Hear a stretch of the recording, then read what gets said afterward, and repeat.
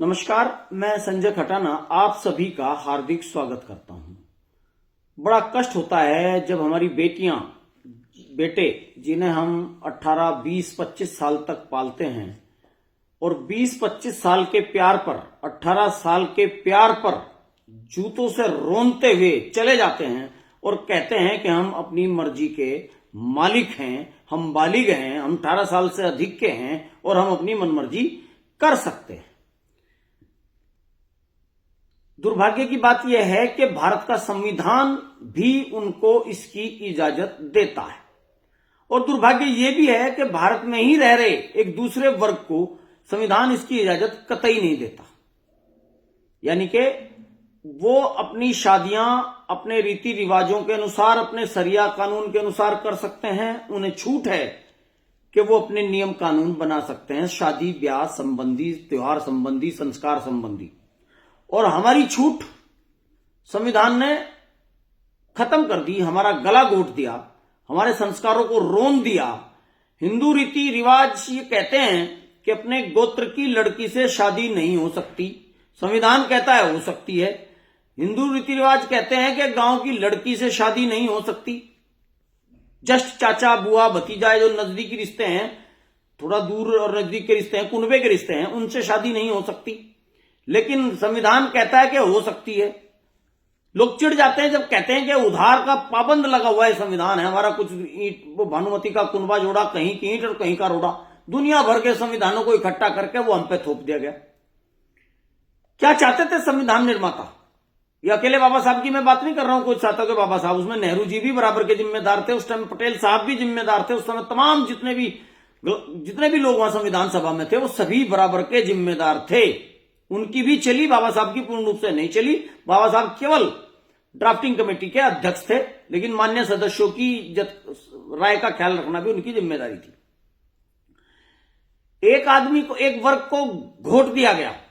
जब हम चाहते हैं कि हमारे गोत्र की लड़की हमारी बहन है, हम उससे शादी नहीं कर सकते, तो संविधान को किसने हक दिया कि हमारे रीति रिवाज, हमारे संस्कारों को सरकारी जूतों के नीचे रोन दे?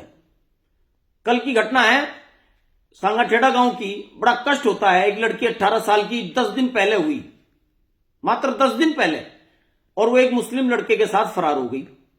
तकलीफ इस बात की नहीं है, हम हिंदू मुसलमान में फर्क नहीं रखते। अगर वो मुस्लिम लड़का ताउम्र उसे ससम्मान पत्नी का दर्जा दे तो भी कोई बात नहीं, देख लेना 2-4 साल में खेल के उसको छोड़ देगा और 3 तलाक लेके एक डबटेगा। फिर उसको हलाला वलाला सब करने पड़ेंगे अगर वहां रहना है, और नहीं रहना है तो फिर वो आत्महत्या करेगी।